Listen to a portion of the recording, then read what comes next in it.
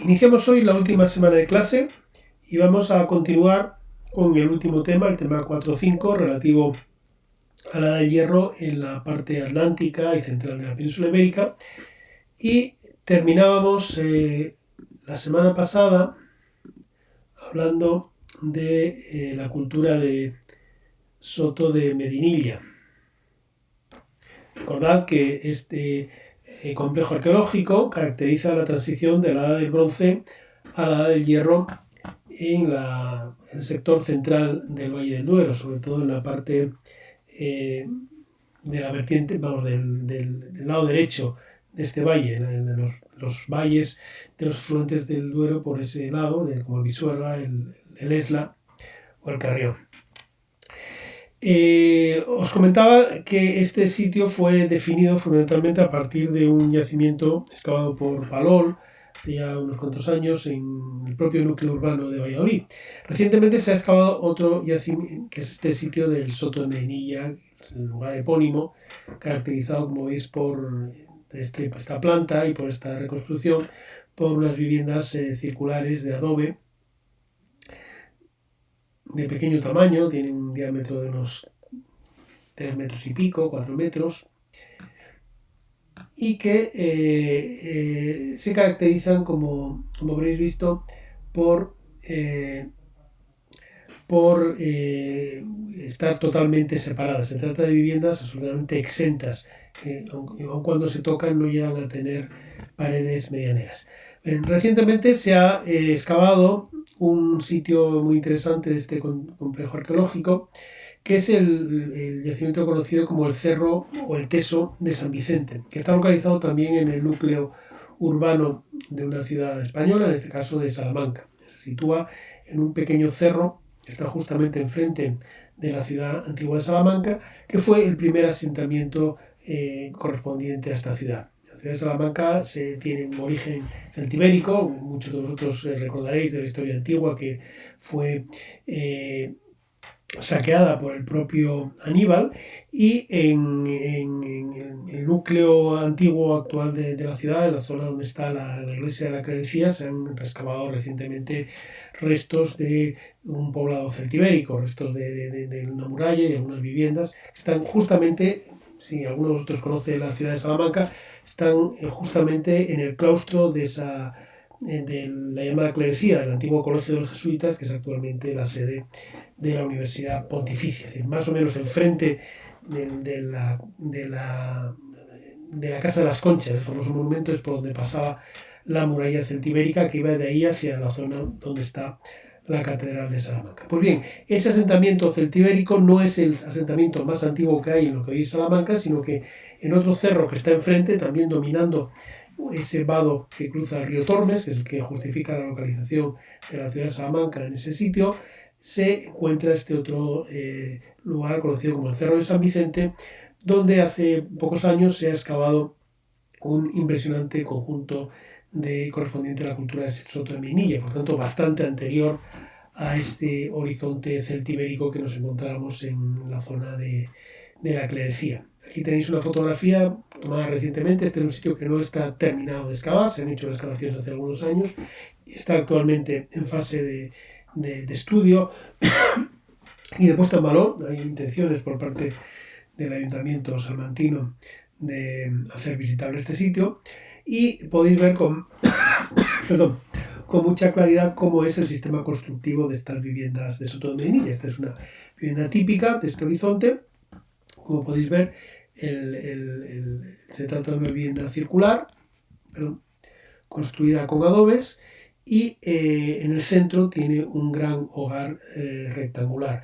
Y es interesante comprobar cómo también el pavimento está hecho con adobes colocados en forma de círculos concéntricos. Incluso estos pavimentos de adobe no solamente están en el interior de la vivienda, sino que en este yacimiento del Cerro de San Vicente se encuentran en el exterior. Estas son las calles que se separan las distintas viviendas de este poblado.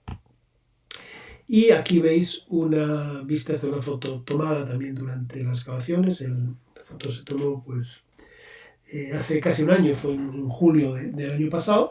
Que veis ahí parcialmente es el director de las excavaciones, y podéis ver, este es el alzado de esta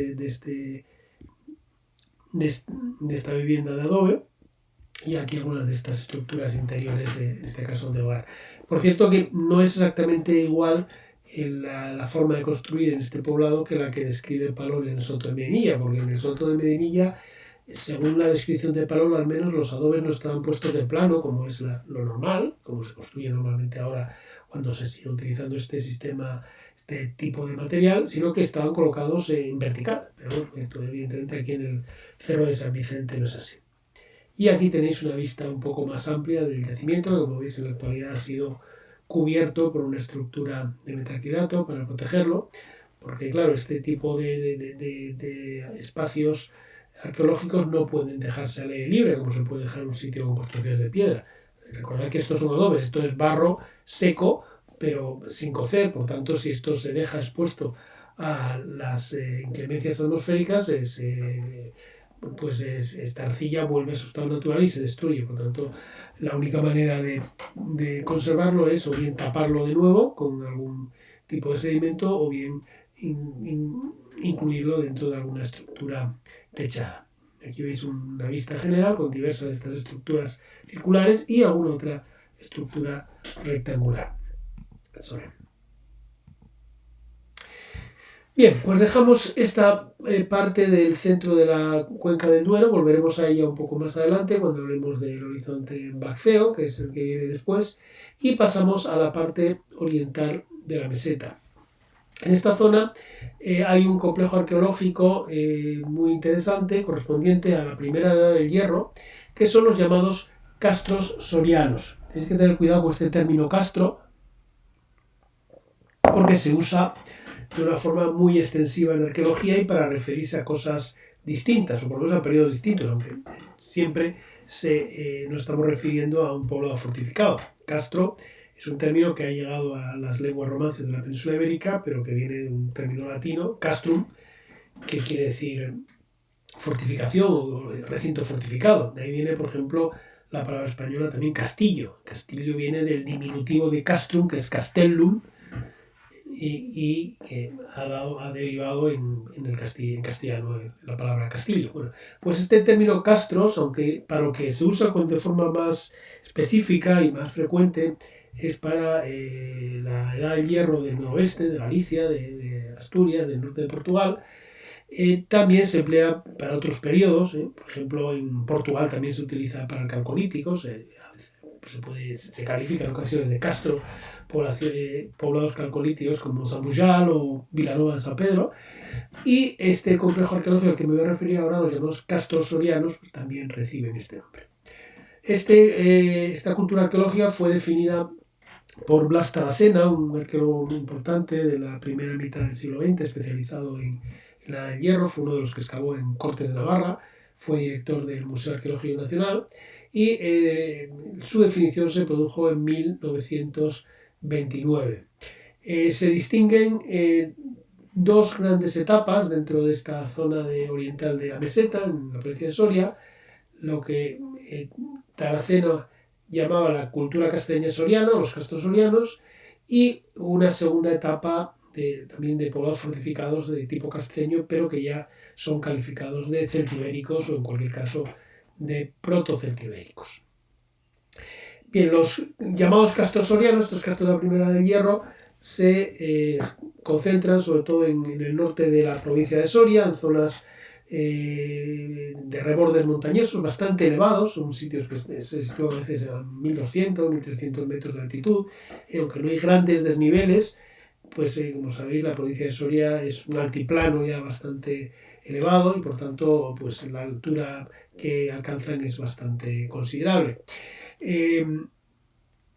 Se concentra sobre todo en el norte de la provincia, se puede citar sitios como el de Castilfrío de la Sierra, que es el que veis en la foto de la izquierda, Valdeavellano de Tera, Zarranzano, que es también uno de los más conocidos, y como os digo, se sitúan en altitudes considerables. La altitud media que se ha recogido en un trabajo reciente que se publicó sobre ellos es de 1250 metros sobre el nivel del mar, lo cual no está realmente nada mal. Generalmente se sitúan en lugares de fácil defensa natural, en emplazamientos estratégicos, como pequeños contrafuertes, rellanos, laderas contra un cantil rocoso, y dominan un amplio territorio de zonas más llanas, como podéis ver aquí. Las fortificaciones, no obstante, no son muy complejas. Lo más normal es que haya una sola muralla, un solo recinto, con un paño, en ocasiones complementado con alguna torre o algún bastión, pero no hay ese despliegue de diversas series de fortificaciones que vamos a encontrar en esta misma región soriana en el periodo celtibérico, o que vamos a encontrar sobre todo en los castros del noroeste, que suelen tener, como veremos más adelante en este mismo tema, unas fortificaciones realmente espectaculares. Sí que nos encontramos con un tipo de defensa que no habíamos visto hasta ahora, que son los campos de piedras hincadas, que es un tipo de fortificación que aparece en la edad del hierro en varias zonas de Europa y que se relaciona con cambios en las estrategias bélicas. Estos campos de piedras hincadas son lo que os acabo de escribir, son espacios generalmente situados delante de las murallas donde se colocan, se clavan en el suelo una serie de piedras puntiagudas muy cerca unas de otras. Frecuentemente se le da en la literatura arqueológica a este tipo de fortificación un nombre francés, que es chevaux de frise. Lo deletreo, no tengo una pizarra para escribiros ahora, pero podemos deletrear el término. Es chevaux, es que caballos en francés, que es Chevaux, igual que en castellano, y frise, F-R-I-S, literalmente caballos de Frisia. Bien, estos campos de piedras, como digo, se sitúan en el exterior de las murallas, generalmente por las zonas más accesibles, de más difícil defensa, y su función es defenderse de los ataques sorpresivos, de los ataques repentinos de la caballería, que es una práctica que aparece en este momento, en las finales de la del bronce, inicios de la del hierro, se desarrolla en muchas sociedades de la Europa bárbara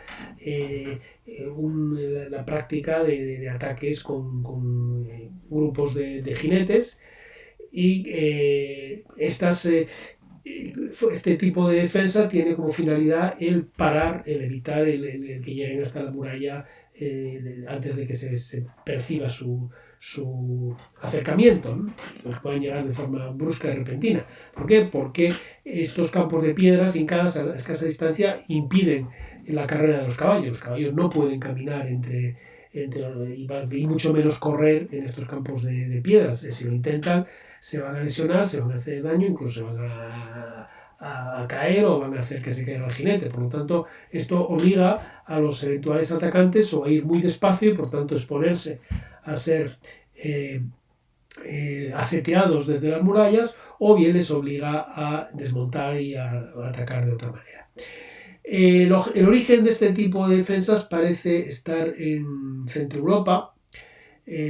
Harbison, un autor irlandés del que ya hemos hablado alguna vez, no confundir con Harrison, plantea que su origen puede estar en campos de estacas que se constatan en Centro Europa en la etapa C de la cultura de Hallstatt, es decir, a inicios de la del hierro, porque Hallstatt A y B corresponden al bronce. Esto es un poco como lo de campos de urnas que hemos comentado varias veces. Hallstatt es la cultura característica del hierro antiguo en Centro Europa, pero lo que corresponde al hierro es Hallstatt C y D. Hallstatt A y D corresponden al bronce final. Bueno, pues en Hallstatt C, en esa fase inicial del bronce, en el nordeste de Francia y en el sur de Alemania, ya se documentan este tipo de fortificaciones en madera y en algún caso, sobre todo en la parte francesa, se utiliza también la piedra. En la península ibérica, el caso más antiguo que se documenta es un poblado de campos de urnas en la provincia de Lérida, que se llama Villars, y es característico de algunos complejos arqueológicos de esta Iberia septentrional, sobre todo de estos castros sorianos, y también en algunas zonas de la cultura castreña del noroeste, aunque no es un tipo de defensa muy generalizada. En algunos castros del nordeste de Portugal y del sur de la provincia de Orense, por ejemplo el de Carballellos, en de Ciudad Castro, que yo recuerdo ahora mismo, se ha constatado también esta defensa. Pero en el mundo castreño del noroeste no es algo generalizado. Es muy, muy característico, como os acabo de comentar, de estos castros sorianos. Bien, en el interior de estos poblados nos encontramos con las viviendas, en las cuales hay diversos sistemas constructivos. Son viviendas con zócalo de piedra y coexisten las de planta cuadrada con las circulares. Por tanto, no hay un patrón tan regular como el que hemos visto por un lado en los campos de urnas y por otro lado en el mundo de Soto de Medinilla. Las cerámicas de estos castros sorianos son generalmente lisas, no, como mucho tienen algún tipo de pequeña decoración plástica o algunas dedadas, y en algún caso se ha constatado pintura, pero es algo muy raro. Se cita, por ejemplo, un fragmento con motivos geométricos que recuerdan al mundo jastático en Castelfrío de la Sierra, pero lo normal es que sean cerámicas lisas y cocidas en ambiente reductor, por tanto de colores grisáceos, negruzcos. Y las formas, como veis en esta lámina, son formas troncocónicas, bicónicas, con cuellos desarrollados. Son formas que tienen mucho que ver con la tradición de campos de urnas, como podéis ver. No hay muchos indicios de metalurgia, por tanto, a pesar de que estamos en los inicios de la del hierro, no hay un desarrollo importante de la metalurgia de este metal y siguen fabricando sobre todo objetos de bronce, pero tampoco son muy abundantes. Y la cronología que se ha establecido para este horizonte arqueológico se sitúa en torno a los siglos VII a V antes de Cristo. Hay una serie de fechas, por ejemplo, del Castro del Rollo, que se sitúan pues entre el inicio del poblado en torno al año 700 a.C., el de Zarranzano hay fechas un poco más tardías, que se sitúan en la segunda mitad del siglo V. En líneas generales, pues se puede considerar que es un grupo arqueológico vinculado a la penetración hacia la meseta de los campos de urnas y que se situaría, por tanto, en ese hierro inicial, pues en los siglos VII, VI, como mucho V antes de Cristo. Hay que señalar que en la provincia de Soria también se constatan algunas necrópolis en esta época. Se puede citar la de Almaluez, la de Alpasenque, y que se han vinculado con otras necrópolis de campos de urnas importantes que se han documentado por ejemplo, en la provincia de Guadalajara. Ambos casos se relacionan con la penetración de este mundo de campos de urnas hacia el centro de la península ibérica, característico de la del hierro. Y recordad lo que ya hemos comentado varias veces, que los campos de urnas tienen su hogar fundamental en el nordeste y durante el bronce final se sitúan sobre todo en el cuadrante nororiental de la península, pero en la del hierro se extienden con diversas culturas regionales prácticamente por toda la península, llegando incluso, como recordaréis, incluso a influir en el mundo tartésico. Pero esta cultura de los castros sorianos parece que se vincula a la penetración en la meseta oriental de este complejo arqueológico. Bien, que después de este periodo de los de los castros sorianos se desarrolla en esta parte oriental de la meseta uno de los complejos arqueológicos más importantes de la península ibérica, que es la cultura celtibérica. Los celtíberos se conocen bastante bien por las fuentes escritas, o hay bastante información sobre las fuentes escritas.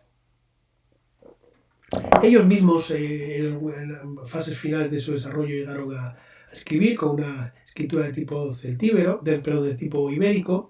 Por tanto, se trata de pueblos pues que son característicos de este mundo protohistórico del que estamos hablando. No están del todo claros los límites de los celtíberos, porque desde el punto de vista arqueológico, pues los rasgos que van a caracterizar al mundo celtibérico se extienden mucho más allá de lo que sabemos por las fuentes históricas y lo que sabemos por la toponimia, por ejemplo, que podían haber sido sus límites reales. Realmente hay una celtiberización de toda la meseta, incluso llegan influencias celtibéricas a territorios como puede ser la propia Cantabria. Y lo que pasa es que la información más detallada, que es la que nos dan los romanos, y también los escritores griegos que escriben en época romana, como puede ser el propio Estrabón, pues no son demasiado precisas y incurren en contradicciones. No está muy claro, está muy claro que hay una zona característica del mundo celtibérico, que es este área del oriente de la meseta y el valle medio del Ebro, en su parte derecha, meridional, ahí probablemente estas zonas de los rebordes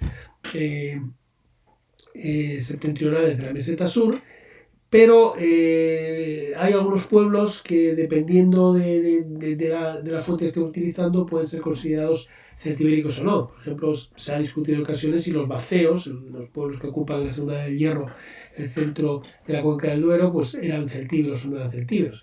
Realmente no está demasiado claro, y tampoco está demasiado claro que ese término celtíberos que emplean los romanos tuviera mucho significado para los propios indígenas. Este no es un etnónimo que se den ellos a sí mismos, es uno que les dan sus vecinos, o en este caso sus enemigos. Probablemente esos otros términos que conocemos, como el de arébacos, perendones, lusones, titos, velos, estén mucho más cercanos a los que ellos utilizaban, y no tenemos una idea muy clara del grado de concepto de unidad que tenía. Bien, en todo caso, desde el punto de vista arqueológico, desde mediados del siglo del primer milenio antes de Cristo, se desarrolla un complejo arqueológico muy característico, que tiene una primera fase que Romero Carnicero, un profesor de la Universidad de Valladolid, que es uno de los grandes especialistas en la edad del hierro meseteña, calificaba de horizonte proto-arébaco, es decir, desde el origen de este pueblo arébaco, y es un momento en el que desaparecen la mayor parte de estos castros del hierro antiguo que habíamos visto hace un momento, salvo algún caso muy particular. Por ejemplo, hay algunos sitios muy estratégicos, como puede ser el Rollo, que se mantienen, pero en general hay un cambio en los patrones de asentamiento. Y hay también un cambio bastante radical en la cultura material. Aquí tenéis una imagen de cerámicas celtibéricas. Creo que es fácil comprobar que tienen poco que ver con lo que habíamos visto en una lámina anterior del mundo de la primera del hierro, esas cerámicas a mano, toscas, sin decoración, con formas derivadas de campos de urnas. Sin embargo, aquí tenemos unas producciones que están mucho más cerca de las cerámicas del mundo mediterráneo, de las cerámicas ibéricas propiamente dichas. Son cerámicas fabricadas en talleres profesionales, están fabricadas en alfares, fabricadas a torno o con hornos de doble cámara que permiten un gran control de la temperatura y de la oxigenación del horno, de manera que las cerámicas son muy homogéneas en su coloración, tienden a esos colores rojizos, y se trata además de cerámicas decoradas con mucha frecuencia con pinturas. Esas pinturas generalmente tienen también motivos geométricos, como veíamos en el caso de las ibéricas, aunque no son necesariamente iguales que los ibéricos. Por ejemplo, en esta crátera que veis aquí, pues tiene un motivo que aparece con mucha frecuencia en el mundo ibérico, es un motivo a base de círculos o de semicírculos concéntricos. Sin embargo, estos otros motivos geométricos que veis aquí probablemente estén más vinculados a la tradición indígena. Recuerdan algunos motivos que aparecían, por ejemplo, en el mundo de los campos de urnas de la Piedra del Hierro. Por ejemplo, las pinturas que tenemos en las paredes de Cortes de Navarra pues son muy parecidas al motivo que veis aquí. Y también hay algunos casos de representaciones antropomorfas y de animales, como veremos más adelante. Hay también un cambio muy radical en las formas. Se pasa de esas formas de la tradición campos de urnas a estas otras formas, en este caso importadas o copiadas del mundo ibérico mediterráneo, que a su vez las importa del mundo griego. Recordando que comentaba anteriormente, estas formas tienen una clara raíz mediterránea. Esta que veis aquí a la izquierda está muy vinculada a la crátera, que es esa gran vasija de boca muy ancha que los griegos y posteriormente los romanos utilizaban para mezclar el vino con otras sustancias. Quizás sepáis muchos de vosotros, pues el vino que bebían en el mundo mediterráneo era bastante malo. Realmente seguro que hoy en día bebemos vino muchísimo mejor que el que bebían los romanos y los griegos. Y tenían la costumbre de mezclarlo con otras sustancias, porque les gustaba o porque, bueno, quizá porque no era muy ácido, lo que fuera. Un poco lo mezclaban con agua, a veces con miel, con otras sustancias, un poco al estilo de nuestra sangría, ¿no? Y eso se hacía en una vasija especial que era la crátera. Es una vasija muy grande donde se realizaba esa mezcla y posteriormente se trasvasaba a una jarra desde la cual se servían las copas. Esa jarra era la que los griegos llamaban oinokoe y que está en el origen claramente de estas jarras que vemos en el mundo ibérico y por extensión en el celtibérico. No son iguales, los oinokoes griegos no son más regulares, no tienen esta panza tan marcada, pero bueno, probablemente esté en su origen. Un tipo de cerámica que es muy característica del Valle del Ebro durante este periodo celtibérico es esta que veis aquí en el centro, son las llamadas cajitas excisas, o a veces llamadas también cajitas celtibéricas. Son unos pequeños recipientes de cerámica cuadrados con patas que no se sabe muy bien para qué se utilizaban, pero que se debían emplearse para guardar algo y que muy frecuentemente tienen una decoración excisa. Son muy abundantes, por ejemplo, en Álava. No sé cómo andaréis de memoria, pero en el Museo de Álava, en el Vivat, cuando lo visitamos el año pasado durante la excursión que hicisteis vosotros en segundo, pues vimos una impresionante colección de materiales celtibéricos, algunas cerámicas parecidas a las que veis aquí, pero sobre todo ese museo tiene una extraordinaria colección de cajitas de estas excisas. Bueno, pues alguna de ellas vimos en el museo. No sé, realmente no recuerdo de dónde tomó esta foto, pues no os digo que la foto esta no sea del Museo de Álava, son muy parecidas, hay cosas parecidas en Aragón, en Navarra, en fin, incluso en la meseta. Bien, el mundo celtibérico se caracteriza también por el establecimiento de poblados fortificados. Es un mundo muy violento, de una sociedad muy jerarquizada, una sociedad guerrera, en la cual el saqueo de los vecinos está entre las actividades comunes, y una sociedad que por otra parte se va a ver amenazada muy pronto por grandes potencias militares mediterráneas. El primero, aunque aquí llegado de forma muy lejano, pero probablemente tuvieran noticia de que andaban por ahí los cartagineses haciendo alguna razzia. No llegaron hasta el territorio celtibérico, pero me extrañaría que no se hubieran enterado de las campañas de Aníbal, por ejemplo, en la meseta occidental, y posteriormente, pues como sabéis, en el siglo II los romanos pues se están a puerta de ellos y se enfrentan y los acaban venciendo y finalizan con el mundo independiente celtibérico con la toma de Numancia en el año 133 a.C.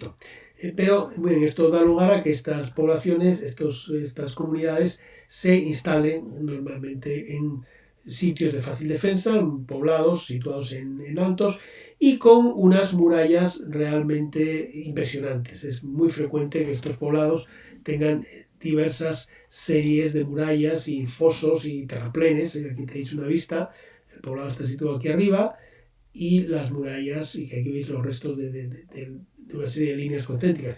De hecho, estos poblados celtibéricos eran prácticamente inexpugnables.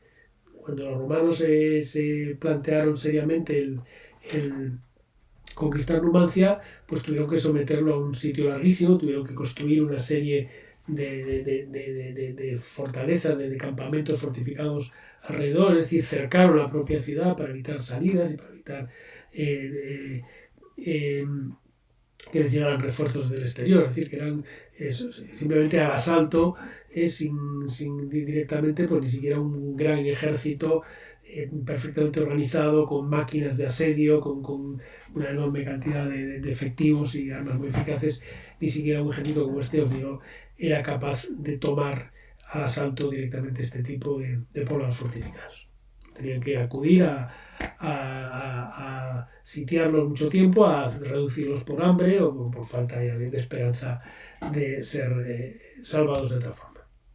Bien, aquí tenéis una vista del más famoso de estos asentamientos, Numancia. Realmente en Numancia lo que se ve actualmente es sobre todo restos de ocupaciones posteriores, porque el sitio fue ocupado, no fue abandonado después de la conquista romana, tiene un asentamiento romano posterior, pero aquí tenéis otra vista del poblado y la planta que tiene este asentamiento, que es un oppidum, realmente es una gran ciudad con un número muy elevado de viviendas y con una estructura urbanística, pues como veis, muy organizada. Aquí hay algunas limitaciones derivadas del propio relieve. Numancia se sitúa en lo alto de una meseta, de un cerro testigo, que sirve de defensa natural, y luego está rodeado de una serie de fortificaciones, pero tiene una estructura urbanística a base hay, como veis, una calle que hace digamos, de paso de ronda, una calle que va por la parte interior de la muralla, y una serie de vías colocadas ortogonalmente que facilitan el movimiento de las tropas y facilitan la organización del poblado, y las manzanas rectangulares que se forman entre esas vías están ocupadas por estas viviendas, que son de planta rectangular con algunas estancias con divisiones que permiten diversas estancias. Bien, aquí tenéis una reconstrucción reciente del aspecto que tendría la fortificación. Esto es de la propia Numancia, donde se han hecho algunas actuaciones de puesta en valor en los últimos años. Y como veis, las murallas tenían una base, más que un zócalo, tenían una zona inferior muy potente de piedra, una muralla muy ancha, a prueba de máquinas de guerra, como las que podían tener los enemigos romanos, pero que se completaba en la parte superior con un recrecimiento de adobe y tapial. Es decir, no toda la muralla no era hasta arriba de piedra, sino en la parte de arriba se completaba con este material. Ya veremos que esto es muy frecuente en otras zonas del norte de la península ibérica. Y esta es una recreación del aspecto que tendrían las viviendas de este mundo celtibérico. Tenían viviendas con un zócalo de piedra, como podéis ver aquí, y construidas los muros estaban levantados con adobes.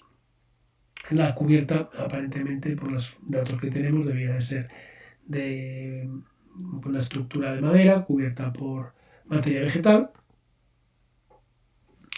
Y bueno, pues tenemos bastantes ejemplos de poblados de este periodo. El más conocido y el más importante, sin duda alguna, es Numancia, no solo por ese valor simbólico que tiene como uno de los hitos de la nacionalidad española. Ha sido muy utilizado Numancia como elemento identitario por parte del nacionalismo español, pero realmente Numancia sí que fue importante, y para los romanos lo fue. Era el gran núcleo en el cual, tras cuya destrucción, tras cuya conquista, pues ya Roma tomó control de esta zona. Bueno, este es otro gran yacimiento, el de Termancia, que veis aquí. Y aquí tenéis una recreación del interior de estas viviendas celtibéricas. Esta recreación la conocéis, porque es la que hemos visitado en la excursión del año pasado en La Hoya. Este poblado de La Hoya es un poblado no estrictamente celtibérico, es un poblado de los Verones, que es uno de los pueblos digamos, del entorno celtibérico, aunque no está claro que sea estrictamente celtibérico. La Hoya tiene diversas etapas, como recordaréis del año pasado. Tiene una etapa muy antigua todavía de la tradición Campos de Urnas, tiene una fase del hierro antiguo, y tiene por último una fase ya de este mundo celtibérico antiguo que bueno, pues nos ilustra en este caso sobre cómo podía ser el aspecto del interior de una vivienda del hierro avanzado en esta parte de la península ibérica. Bien, en los siglos centrales del primer milenio antes de Cristo se desarrolla en el centro de la península ibérica un complejo arqueológico que se ha hecho muy famoso por la riqueza y por la espectacularidad de sus ajuares funerarios, que es el horizonte Mirabeche-Montevernorio.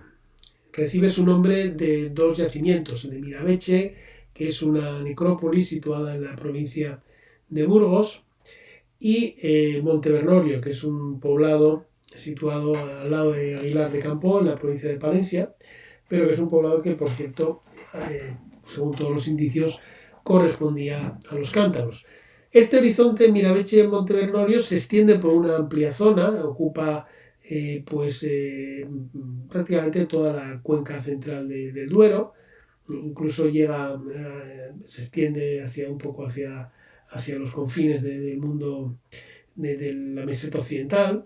Se encuentran este tipo de armamentos pues en lo que hoy en día es prácticamente toda Castilla y León, en lo que hoy en día es Valladolid, Palencia, Burgos, incluso pues Zamora y Salamanca.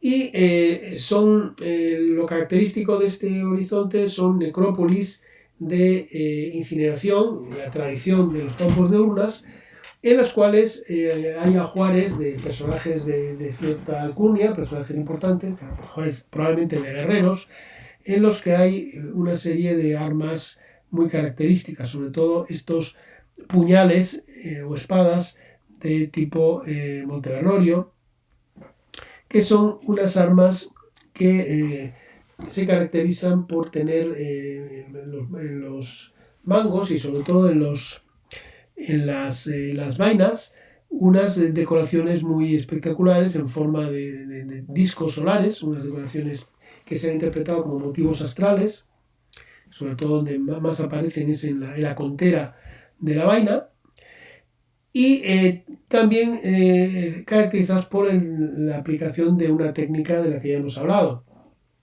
pero no en muchas ocasiones, que es la técnica del damasquinado. Aquí veis una fotografía en el curso de la excavación de una necrópolis correspondiente a este horizonte Mirabeche de Montevernorio, en la de Las Ruedas, en la provincia de Valladolid. Y aquí veis otro ejemplo más oriental. Esta es la necrópolis de Carratiermes, una importante necrópolis con centenares de sepulturas caracterizadas por unas estelas de piedra. Y aquí veis las urnas cinerarias y aquí veis las armas. Este es otro tipo de espadas. Estas son espadas que se denominan de tipo alcácer dosal, que se caracterizan por tener estos dos pequeños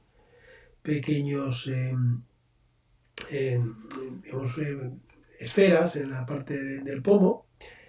Y bueno, podéis ver aquí los restos de estas vainas, de las espadas. Aquí evidentemente falta toda la parte de cuero, y hay también algunas armas que, como veis, están dobladas. Esta práctica que ya hemos comentado en la clase anterior de doblar o romper las armas en el momento de enterrarlas se documenta en ocasiones en este complejo arqueológico. Otro sitio que ha proporcionado este tipo de materiales es el propio yacimiento de La Hoya, que habéis visitado el año pasado. Lo que pasa es que no es la zona donde visitamos. En La Hoya han estado durante decenios buscando la necrópolis, porque este pueblo de La Hoya se ha estado excavando se descubrió, si no recuerdo mal, en los años 30, y ha estado excavación durante un montón de años, durante los años 60, 70, hasta mediados de los 80, por ahí.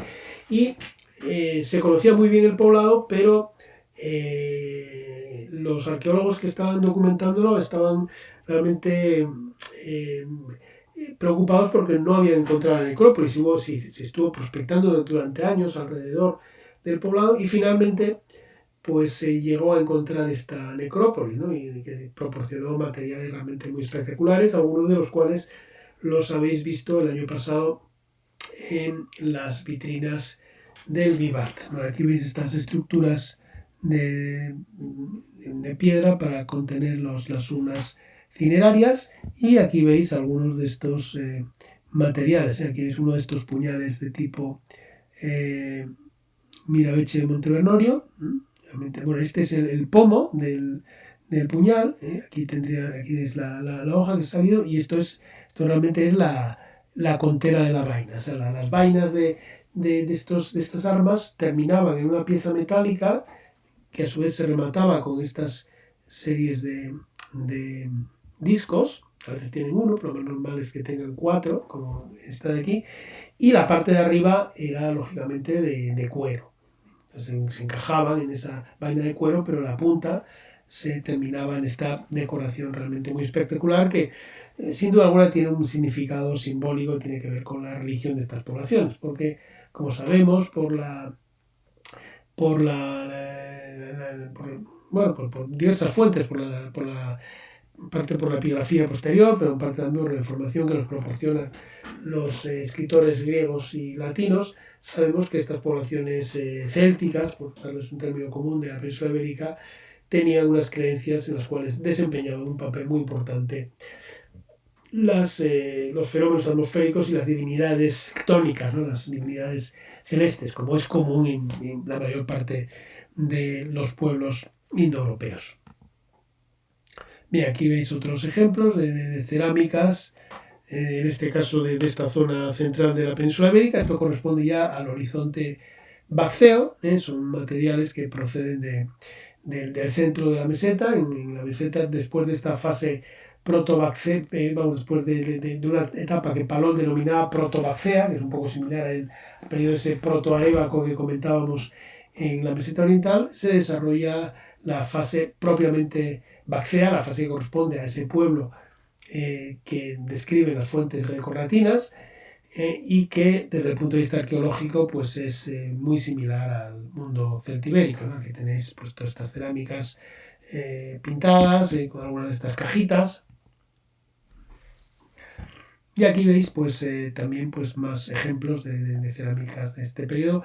Hay algunas cerámicas pintadas de colores, con polícromas, a veces con representaciones zoomórficas, como veis aquí, y son muy famosas, es muy famoso el lote procedente de la propia ciudad de Numancia, que se conserva en el Museo Numantino en Soria, y que pues son bastante espectaculares. Aquí tenéis algunos ejemplos de estas cerámicas celtibéricas que, como veis, tienen un aire de familia y sobre todo unas ciertas analogías técnicas muy claras con las cerámicas ibéricas, pero también se pueden señalar algunas diferencias. Los motivos zoomorfos son muy habituales y tampoco faltan motivos geométricos, algunos de ellos de raigambre solar, por ejemplo estas cruces gamadas, estas esvásticas, motivo que pues ha adquirido muy mala fama por el mal uso reciente que se ha tenido de él en la Alemania nazi, pero es un motivo pues, que es muy común en el mundo del final de la Edad del Hierro, incluso en épocas más recientes en toda la Europa céltica. Y de luego entre estos pueblos celtibéricos de la península ibérica pues aparece con bastante frecuencia. Bien, aquí tenéis algunos ejemplos del armamento de estas poblaciones, que ya en esta segunda edad del hierro ya está hecho fundamentalmente en este material. Aquí tenéis uno de estos puñales que tienen una forma característicos de este horizonte Mirabeche-Montevernorio, que tienen es muy característica este espigo para el enmangue y una hoja de forma pistiliforme. Tenéis uno de estas vainas para las espadas, un talí, una de las piezas que se usaban para sujetar la espada. Y aquí tenéis una serie esto es un fragmento de un escudo, es un humbo de un escudo. Los escudos estaban fabricados en madera normalmente, pero frecuentemente tenían algunos refuerzos, algunas pequeñas partes metálicas, sobre todo el humbo, la parte central, suele estar hecha en metal. Y junto con estos objetos de hierro que veis aquí tenéis un par de lanzas, un cuchillo o navaja, un par de conteras de lanza.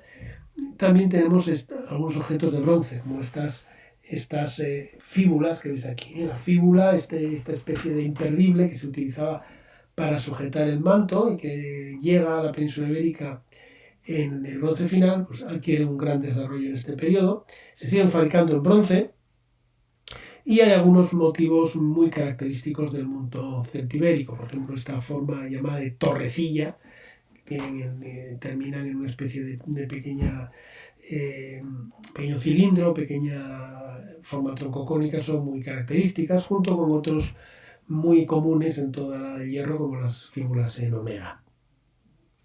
Bien, aquí veis algunos ejemplos de las armas de este momento.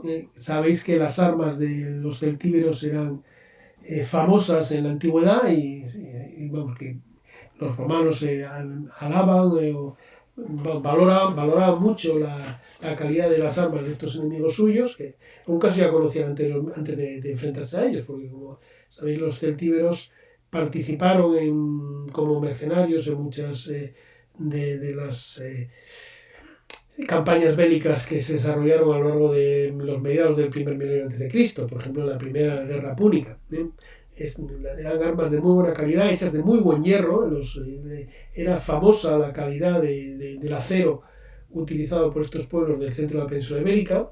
Era abundante el mineral de hierro y posiblemente hay algunos, aparte de la habilidad técnica, hay algunos factores que contribuyan a esa buena calidad. Por ejemplo, para el templado, el forjado del metal es importante el contar con agua muy fría. De ahí, por ejemplo, la fama que tenían los talleres toledanos en la época, inicio de la edad moderna, ¿no? Pues claro, esas aguas frías de luego no faltaban en la parte oriental de la meseta. Bien, tenemos diversos tipos de armas en este momento celtibérico, desde armas de doble filo, como esta espada que veis aquí, muy más parecidas a las que heredarán los romanos de ellos, y también se utilizaba ocasionalmente la falcata, que hemos visto anteriormente, que era más característica del mundo ibérico, pero que también utilizaban los celtíberos. Bien, ya hemos comentado al hablar de la edad del hierro en la Iberia mediterránea, que a mediados del primer milenio antes de Cristo se extiende la metalurgia del hierro o el uso de los metales a las herramientas de uso cotidiano, a las herramientas de uso agrícola. Esto que hemos comentado para el mundo ibérico, desde luego se puede predicar también para todo el mundo de la Iberia central y atlántica. Es en este momento cuando empiezan a fabricarse las herramientas agrícolas, herramientas para la actividad artesanal en hierro. Y aquí tenéis, por ejemplo, una hoz con un embangue tubular, que es muy parecida a las hoces que se utilizan actualmente. Aquí tenéis una reja de arado, otra herramienta de difícil interpretación, y bueno, aquí algunas escorias de ese metal. Y tenemos constancia por la aparición de escorias de que la actividad metalúrgica se desarrollaba en estos mismos poblados. Es decir, que se aprende la metalurgia del hierro, que ha entrado en la península ibérica de la mano de los fenicios, la primera mitad del primer milenio, pero hacia mediados de ese milenio, sobre el siglo V a.C., se extiende y ya sustituye masivamente otras materias primas como la piedra o el hueso para la fabricación de las herramientas, con las consecuencias positivas que tiene esto desde el punto de vista de la mejora de la productividad agrícola, etc. Bien, aquí tenéis algunos ejemplos de estas fíbulas con representaciones zoomorfas, que son muy características del mundo celtibérico, sobre todo las representaciones de caballos. El caballo sin duda era un animal que tenía una importancia simbólica muy grande. El caballo es el que caracterizaba a los guerreros de superior rango.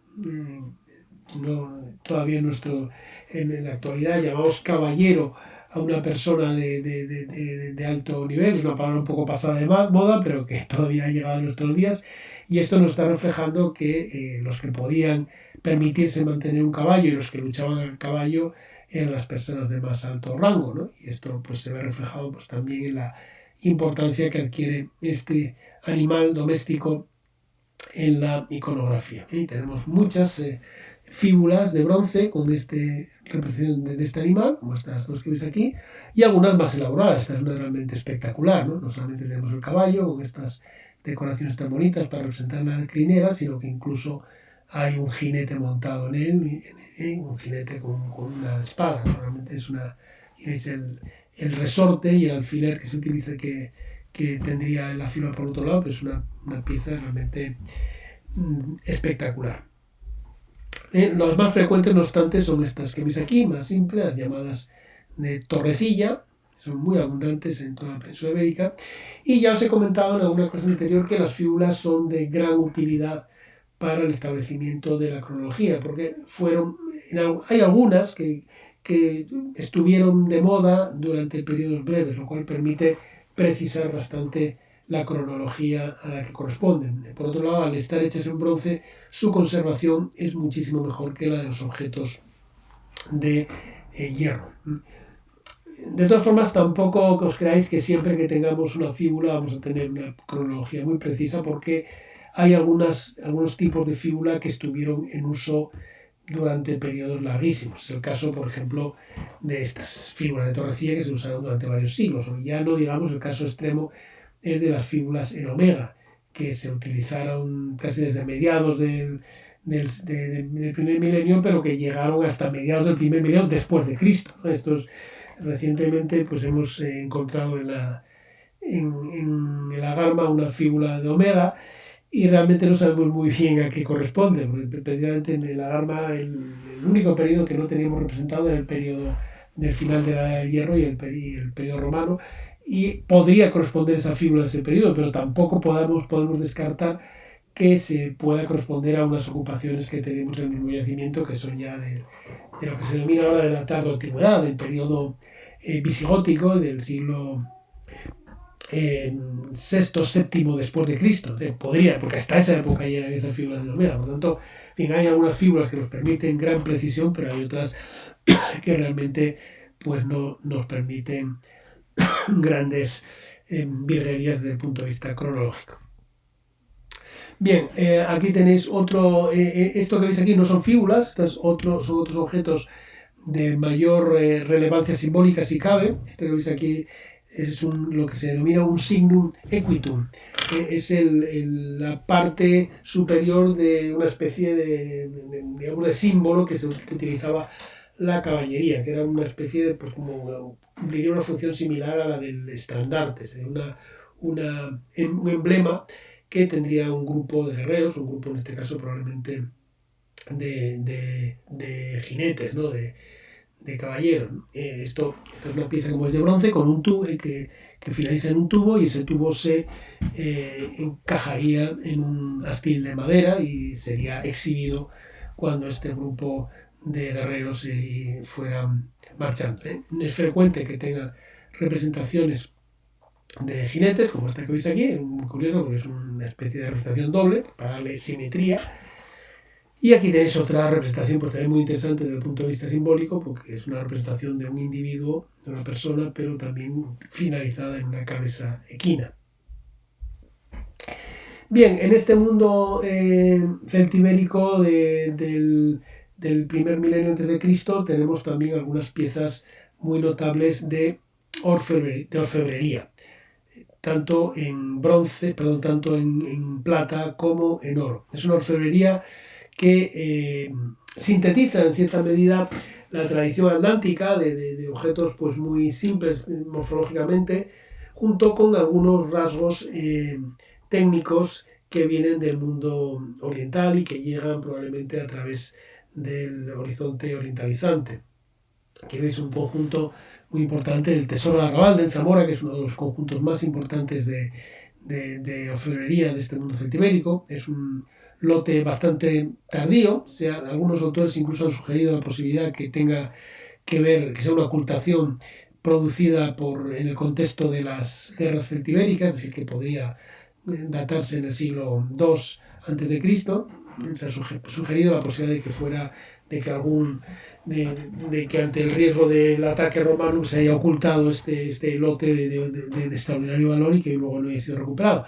Como veis, incluye objetos diversos, algunas vasijas, incluye brazaletes, incluye fíbulas, unas arracadas que recuerdan claramente algunas que hemos visto en el horizonte orientalizante, estos motivos a base de pequeñas esferas de oro que hemos visto en algunos de los tesoros del mundo tartésico, y sobre todo hay un objeto muy característico de este mundo céltico, no solo peninsular sino europeo, que es el torques, ¿no? Que son esta especie de collares rígidos que utilizaban estos guerreros de la del Hierro, y que se ha considerado pues casi un emblema, un rasgo muy típico de todos los pueblos célticos, no solamente los de la península ibérica, sino también los de otras zonas. Muchas representaciones de los galos a los que se enfrentó César nos los representan con estos torques, y bueno, el caso más conocido que hay en la historia del arte es el de las famosas representaciones helenísticas de los gálatas moribundos, que se conservan de los que se conservan copias de gran calidad en los museos capitolinos de Roma. Quizá, seguro que los habéis estudiado en el bachillerato, o quizá aquí en la facultad en alguna asignatura del Hierro. Como sabéis, en la del Hierro hubo los romanos se enfrentaron a una serie de grupos de origen céltico en Asia Menor, que eran los llamados gálatas. El nombre está relacionado con los galos, y en el mundo helenístico hay algunas representaciones muy, muy notables de estos guerreros moribundos que aparecen, varios de ellos tocados con adornados con estos torques, con estos collares rígidos al cuello. Estos gálatas que, por cierto, pues aparecen luego en el Nuevo Testamento, ¿no? Quizá alguno de vosotros recuerde pues que hay entre las diversas epístolas que escribió el apóstol San Pablo, pues hay algunas que están dirigidas a los gálatas. Bueno, pues son gálatas, en el siglo I después de Cristo seguían viviendo en Asia Menor y eran los descendientes de esas tribus célticas que habían llegado en la del Hierro a Asia Menor, y que aparecen representadas todavía en torno al siglo III antes de Cristo con esos torques. Bien, este tesoro de Arrabal es también famoso por otros contextos, dio lugar a uno de los conflictos más curiosos que había en la arqueología española. Creo que esto ya os lo he comentado en alguna ocasión en clase.